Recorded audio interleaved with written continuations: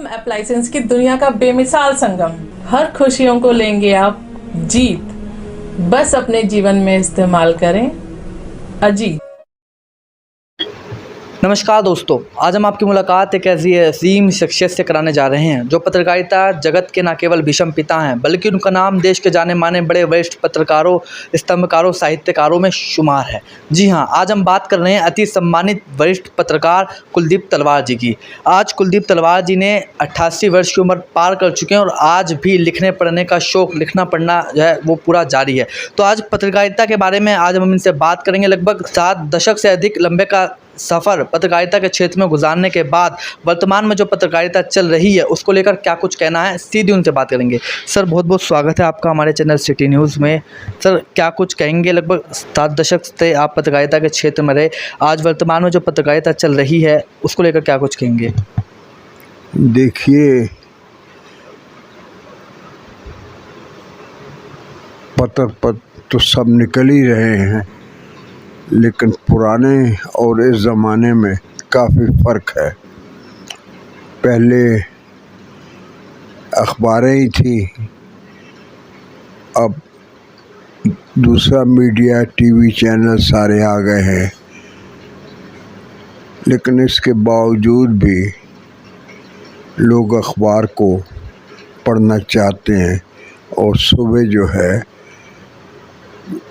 अखबार को देखना पढ़ना चाहते हैं। टाइम थोड़ा भी होता है तो सुर्खियों से पढ़कर अपने काम पर चले जाते हैं।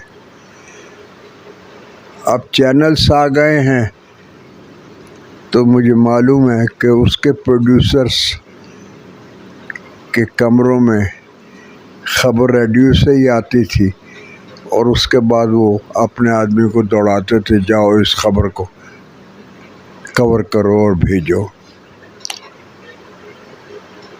लेकिन मुश्किल दौर है मीडिया का इस वक्त और कंपटीशन भी बहुत है, जिसकी वजह से आज के पत्रकार को पहले से ज़्यादा दौड़ धूप करनी पड़ती है और उसके बदले में उसे जो मुआवजा मिलता है वो काफ़ी आज के दौर की महंगाई को देखते हुए काफ़ी कम है।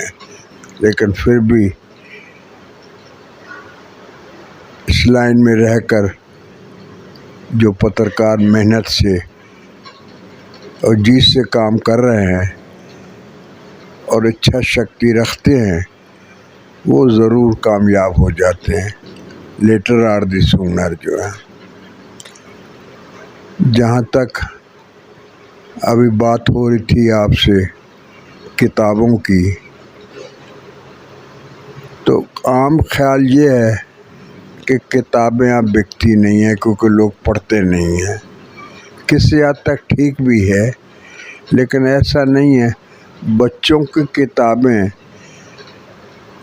काफ़ी संख्या में छपती भी हैं, तादाद में भी छपती हैं और बिकती भी हैं। मेरा मानना है कि हर लेखक को, साहित्यकार को बच्चों के लिए ज़रूर लिखना चाहिए। तो मेरी प्रकाशन विभाग भारत सरकार ने एक किताब हंसी हंसी में छापी थी। उसके 7 संस्करण छप चुके हैं और 8वां अब प्रिंट में है। जैसे ही छपकर बाहर आती है खूब बिकती है मेलों में। ऐसे ही नाना नानी की कहानियाँ, मेरी किताब बच्चों की है, खूब बिकती है। तो ऐसा नहीं है, बच्चे पढ़ते हैं कहानियों को, लेकिन कहानियाँ छोटी होनी चाहिए, लंबी नहीं। टाइम नहीं है उनके पास और भी बहुत कुछ है।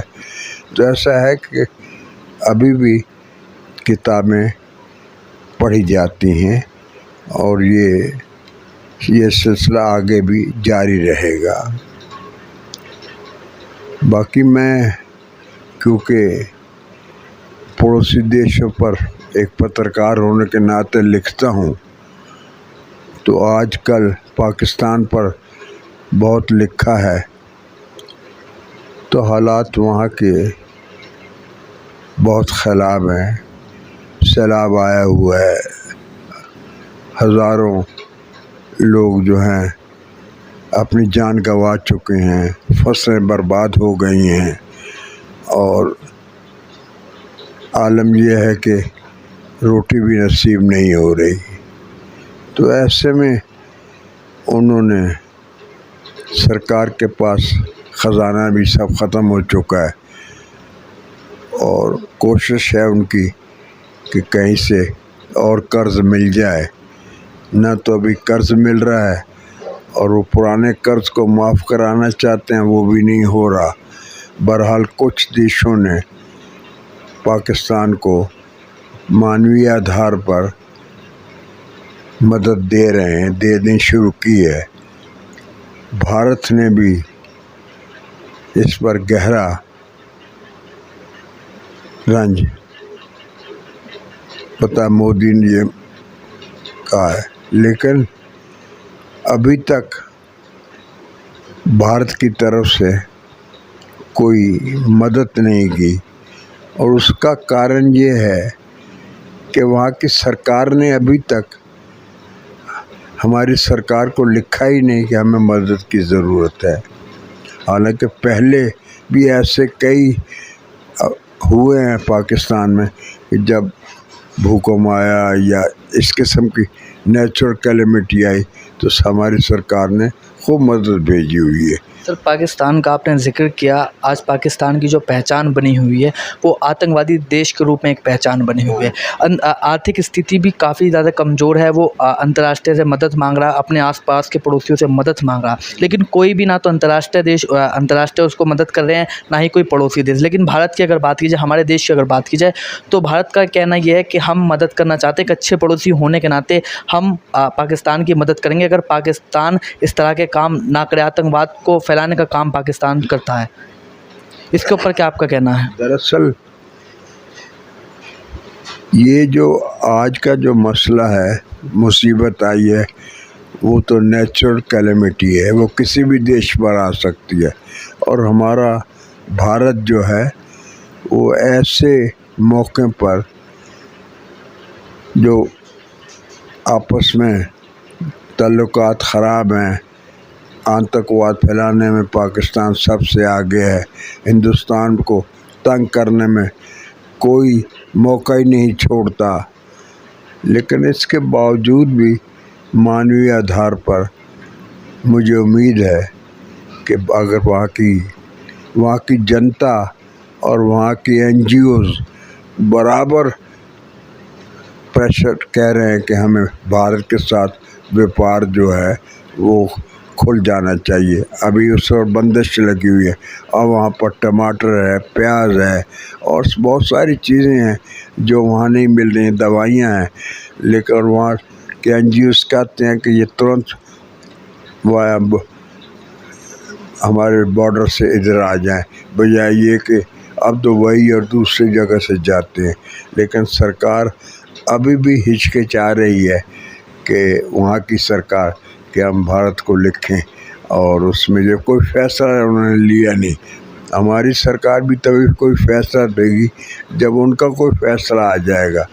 तो अभी इंतज़ार है, उम्मीद है कि कुछ ना कुछ जो है इसमें बात आगे बढ़ेगी। रहा जब तक के पाकिस्तान हमारा, उसके दिमाग में कश्मीर भरा हुआ है और वो, लेकिन अब ये बहुत पुरानी बातें हो गई हैं। जब वक्त था तब तो उसने कोई जो है वहाँ मर्दमशुमारी कराई नहीं और अब जो है वक्त गुज़र चुका है।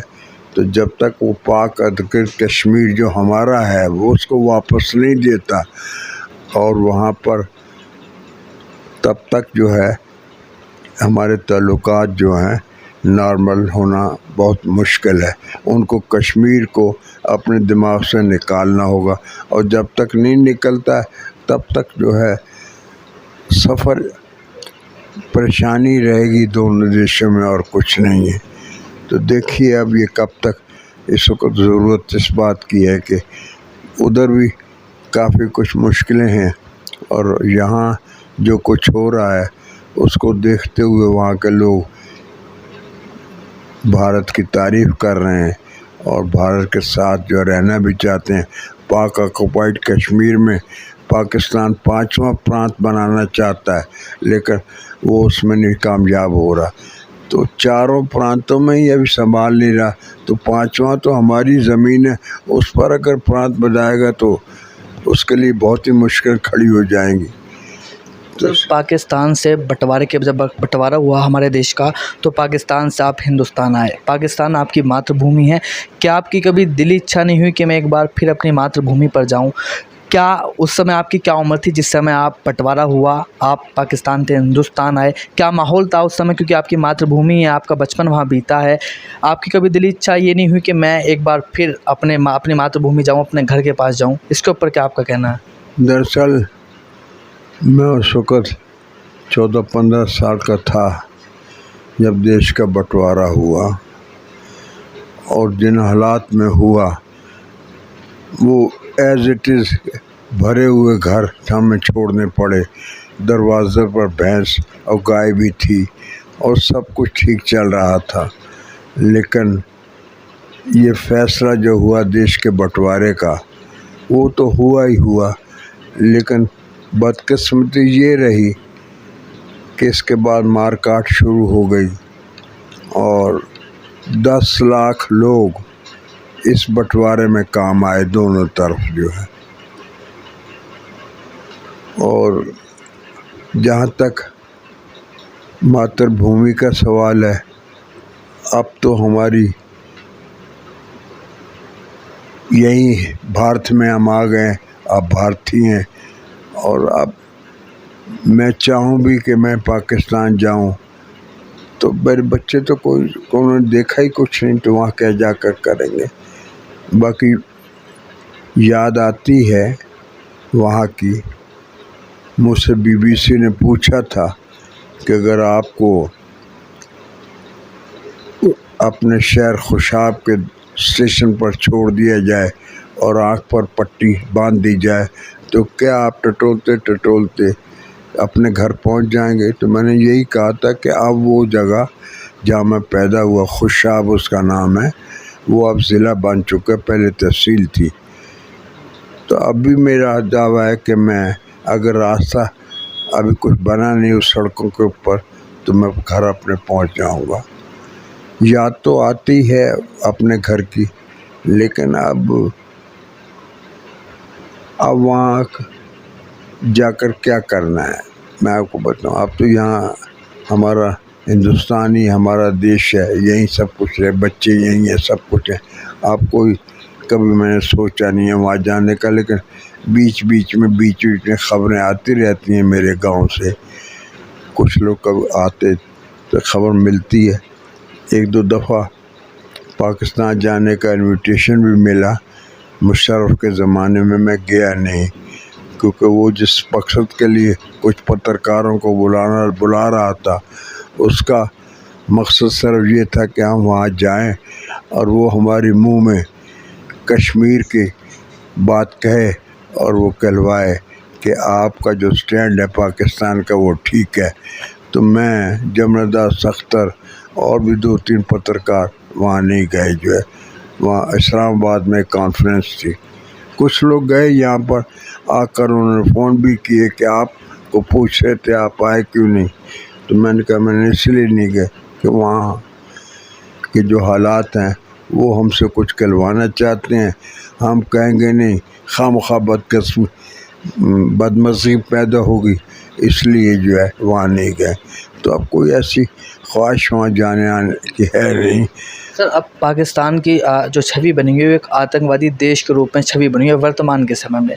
जिस समय आप आए, आपने बताया कि 11-12 साल की उम्र में जब बंटवारा हुआ तो आप पाकिस्तान से हिंदुस्तान आ गए। उस समय का माहौल कैसा था वहाँ का? उस वक़्त का माहौल ये था कि मार काट शुरू हो गई थी।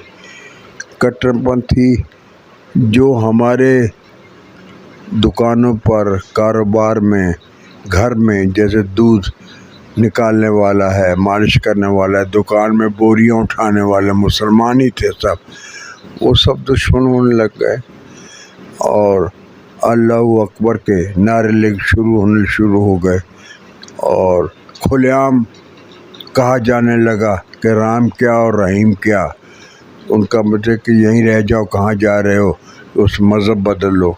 लेकिन वहाँ के हिंदुओं ने, सिखों ने मज़हब नहीं बदला, बल्कि वहाँ से कुछ मुसलमान जो वहाँ थे उन्होंने भी पाकिस्तान में रहना पसंद नहीं किया। जैसे गायक मोहम्मद रफ़ी थे, वो अमृतसर के रहने वाले थे, लाहौर से आगे वापस आ गए। ऐसे बहुत सारे मुसलमान हैं जो वहाँ से हिंदुस्तान आ गए और वहाँ नहीं रहे। सर, पत्रकारिता जगत के आप भीषम पिता हैं। पत्रकारिता का जो शौक़ है वो आपको पाकिस्तान में था या हिंदुस्तान आने के बाद हुआ, इसके ऊपर क्या आप कहेंगे? हिंदुस्तान आने के बाद ही मैंने पाकिस्तान पर तो कुछ, हिंदुस्तान आने के बाद भी कुछ लंबे अरसे के बाद ही पाकिस्तान को शुरू किया। और पाकिस्तान पर ही और अफ़गानिस्तान पर, पाक ऑक्युपाइड कश्मीर पर और बांग्लादेश पर अब भी बराबर बीच बीच में मैं अपना आर्टिकल लिखता रहता हूँ जो है, और लोगों को ताज़ा हालात से आगाही होती है उससे जो है। सर, पत्रकारिता के जगत में 7 दशक से भी लंबा समय गुजारने के बाद आज आप भी अभी भी वर्तमान में भी सक्रिय हैं। पत्रकारिता ही क्यों आपने अपना पेशा चुना कि पत्रकारिता ही करनी है? पत्रकारिता मेरा पहला प्रेफरेंस रहा है अपनी लाइफ में। हालांकि इसमें बहुत मुश्किलें आई, लेकिन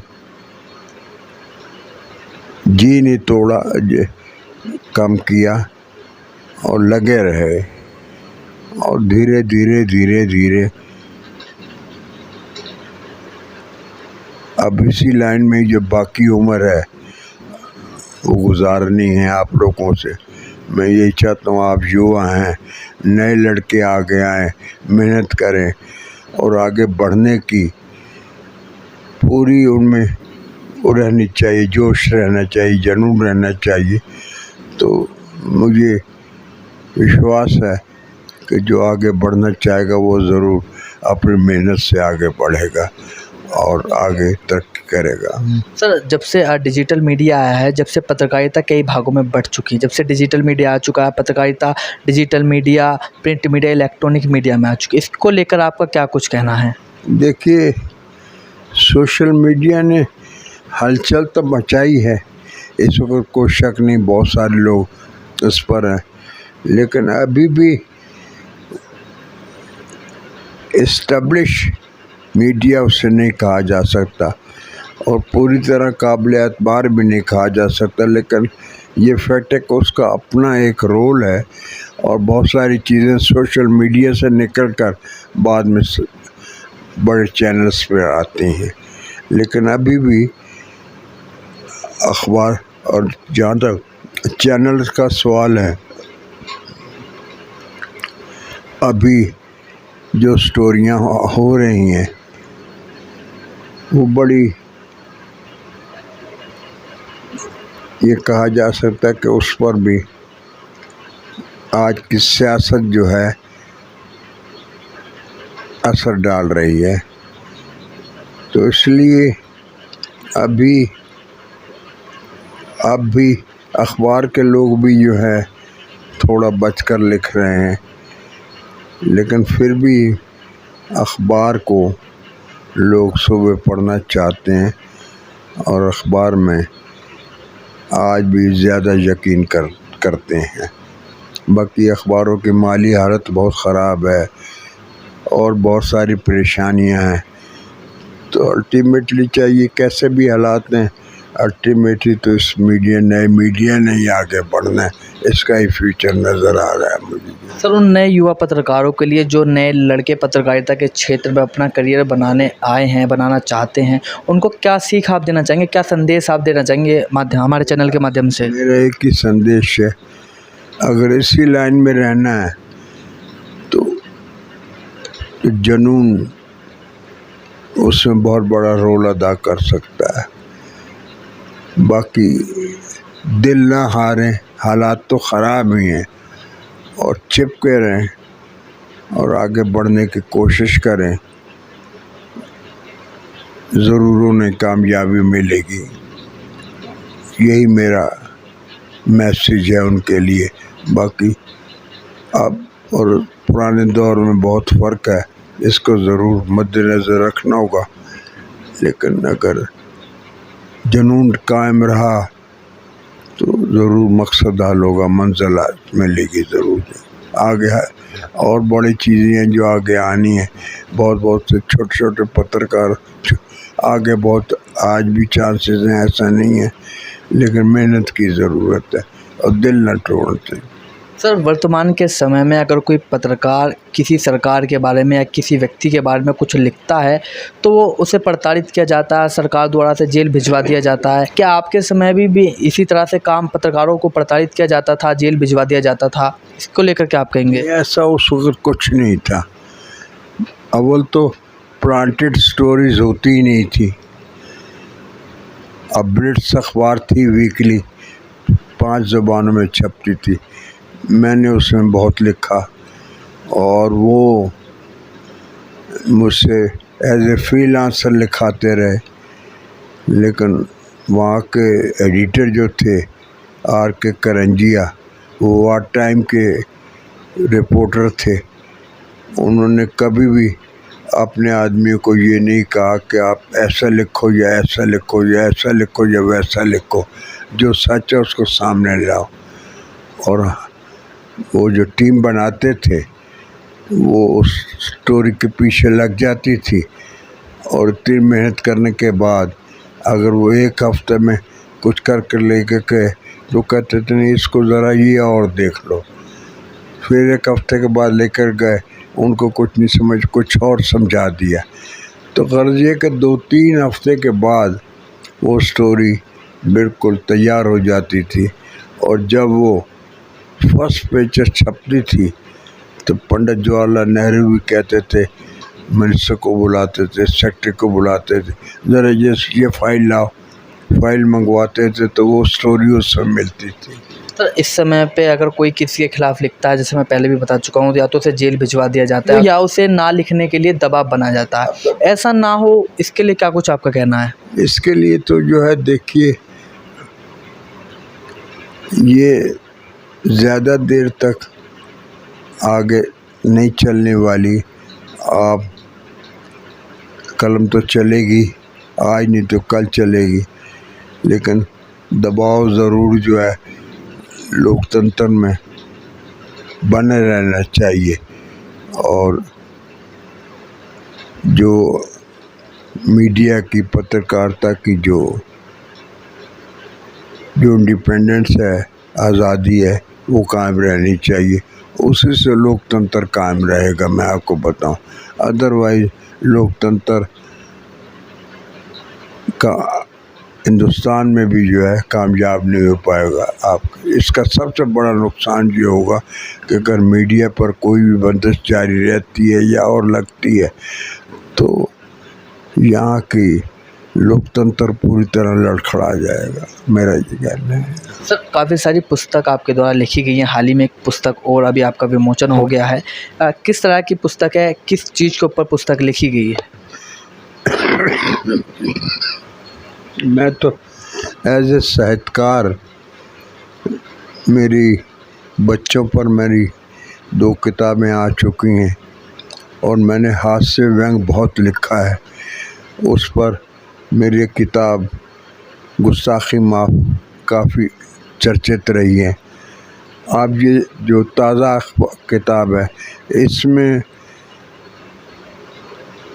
कलमकारों के, जिसमें पत्रकार भी हैं, शायर भी हैं, कवि भी हैं और हास्य व्यंग के लेखक भी हैं, उनके मुंह से जो बेसाख्ता कोई बात निकली वो मैंने जहन में रखी हुई थी।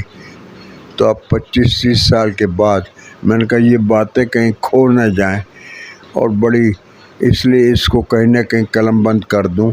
और तो इसके 2 ही फ़ायदे होंगे।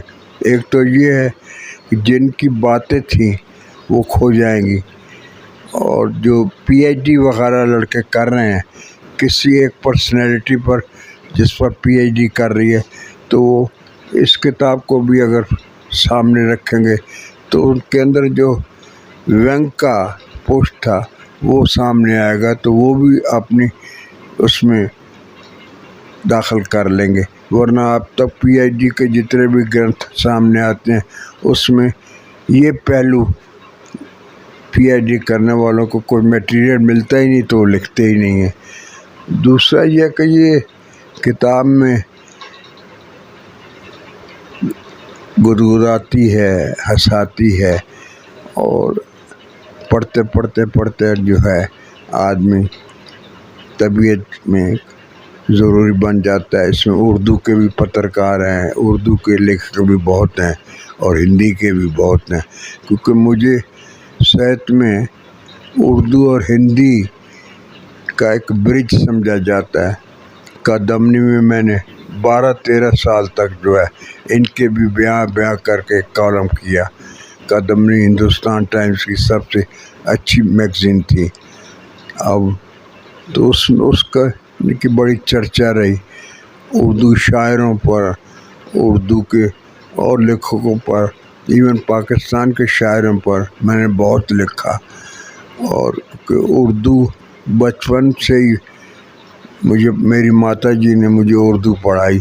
उनको कायदा आता था और गुरमुखी आती थी, उन्हें हिंदी उधर बहुत कम थी, तो वो पढ़ाती थी और 50-100 तक हिंदी भी पढ़ाती थी। तो उससे जो है मैं वही उर्दू, फिर जब पाकिस्तान से हिंदुस्तान आया तो यहाँ भी मेरी ज़ुबान उर्दू ही रही और 12वीं तक उर्दू सब्जेक्ट यहाँ रहा मेरे पास उसके। लेकिन हिंदी मुझे छोटी हिंदी पढ़ानी शुरू की यहाँ के स्कूलों ने, जो पाकिस्तान से लड़के आए थे। फिर हम भी हिंदी भी चल पड़े। तो इंटर के बाद जब BA MA किया तब सारे पर्चों के जवाब अंग्रेज़ी में देने लग गए। तो ये रहा जो है। तो ये थे हमारे साथ देश के जाने माने वरिष्ठ पत्रकार कुलदीप तलवार। गाज़ियाबाद से कैमरामैन दीपक कुमार के साथ सिटी न्यूज़ के लिए मैं विशाल रावत।